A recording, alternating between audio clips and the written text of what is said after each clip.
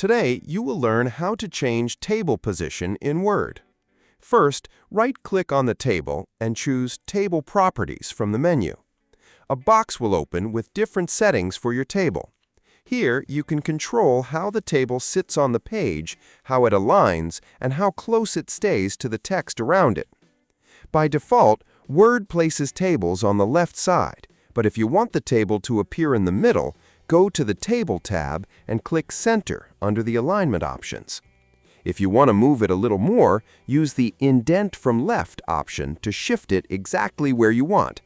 You can also move the table by clicking the small handle in the top left corner of the table and dragging it to a new place.